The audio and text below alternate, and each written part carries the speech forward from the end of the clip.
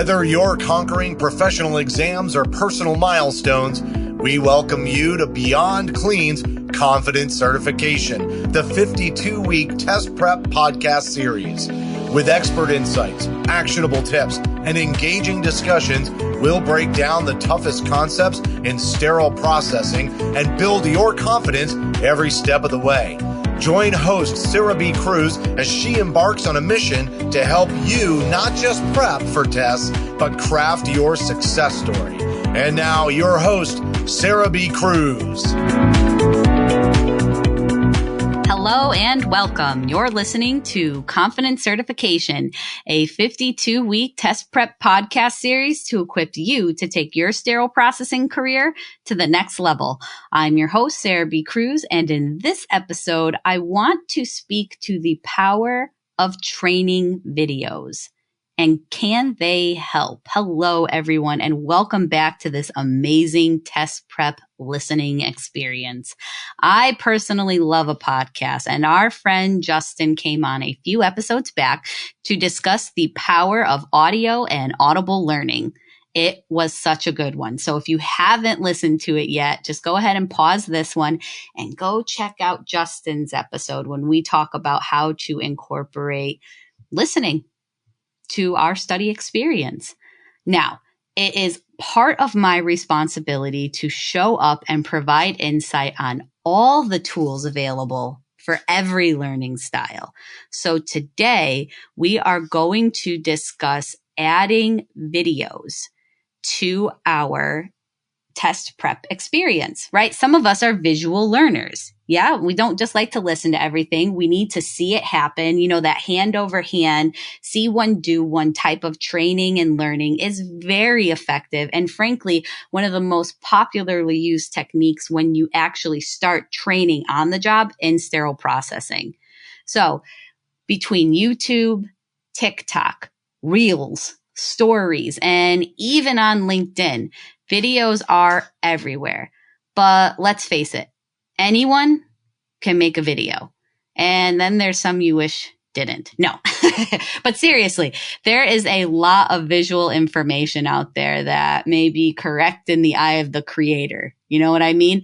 The content creator may have the best intentions behind their videos, whether it's showing us how to don and doff PPEs, how to change the stickers in a sticker gun, and even how to wrap a triangle knee positioner. Oh my gosh. There's so many different ways to do this, and it's just a terrible experience altogether. I digress. That content creator is trying to work to the best of their abilities to provide the information that they think will help you, that they believe is necessary. But even with the best intentions, there still may be areas of inaccuracy and possibly concern.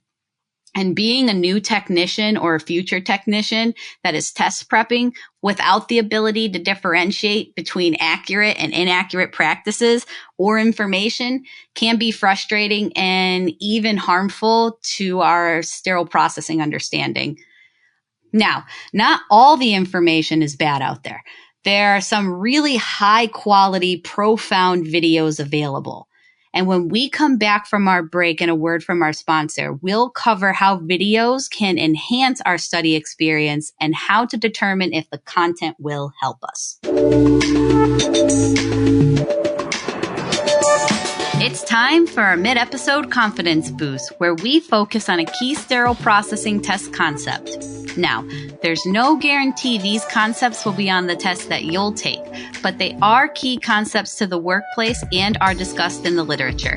Today, we'll cover inventory management, the system in which a facility navigates and maintains the supplies necessary to perform various duties is determined by your inventory management. The inventory of medical and surgical supplies represents a significant amount of the facility's operating budget. Inventory must be managed in a way that reduces costs while at the same time increasing efficiency and accountability.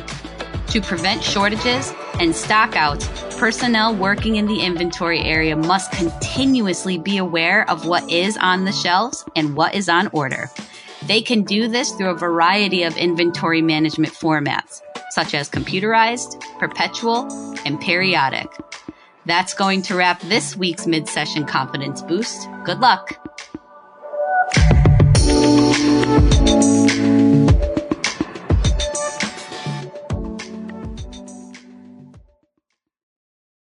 Hello and welcome back. We have been discussing the power of training videos on YouTube, TikTok, Reels, Stories, LinkedIn. Videos are everywhere, and sterile processing videos are definitely available if you just go ahead and Google. I like to Google everything. Apparently, YouTube is one of the biggest search engines though.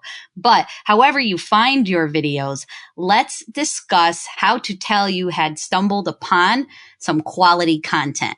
1, don't disregard a video just because it's not 1080p or in high definition and you can see every blade of grass. No, even some of the nitty gritty, low quality sterile processing videos can provide information. They may just not have the greatest technology available to relay that, right?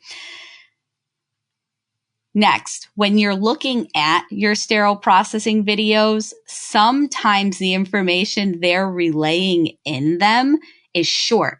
So they may be speaking to one specific task that is actually like step 5 out of step 10. Okay. So the only way to figure that out is to actually take what you're seeing and look back to your book to see if there's more steps you're missing. And keep in mind, when you're studying for your test, you're learning the why in what you do. When you're seeing the videos online, you're seeing the how to do what you learned in the field. Bringing those two together in a video content can happen, but in shorter segments, like on TikTok, those 30-second reels, you may not be seeing all the information that you need to build that comprehension and then apply it to your study. Another way to tell if the video is going to be beneficial is honestly to look in the comments. I know I always get nervous looking at the comments, and I am actually very happy that, Apple and Spotify do not have comment sections directly to me. Obviously, if you have any questions or concerns, you can email info@beyondclean.net. But I always get worried looking in the comment section. And that's because you're going to get the honest truth. Again, the honest truth is based on somebody else's lived experiences or impression of the information that's being shared. But when you look in the comment, if so many people are saying that this is wrong, like, don't watch it. Don't do it. Okay. Just step away from the video. Now, that's not saying that a great video can't have negative comments. But the best way to decide if a video is going to help you is to really default back to what you are learning. A number of episodes ago, we talked about the importance of reading your book. And reading the book and not understanding a concept is totally fine. This is when you should reach out to the videos to gain more understanding. For example, if you are studying about dynamic air removal, reading about dynamic air removal is daunting.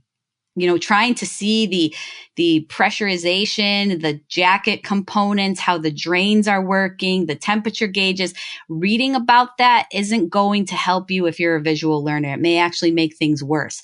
So after you've read about the dynamic air removal, go to your video source and find a video on dynamic air removal. And then look at the source that's actually recording them. Is it from a community college? Is a company putting it out? Has somebody from a state in sterile processing put the video out? How long is it? All of these things can be used to determine if it's actually going to speak to the process that you need to learn about. And then the last factor I want to talk about when we talk about training videos and resources online are your online tests. Now, there's videos available of different key terms, and then you can see the answers. So if you're watching a video and they bring up the term vector, and then they give the definition of vector, you have to make sure that that definition is correct.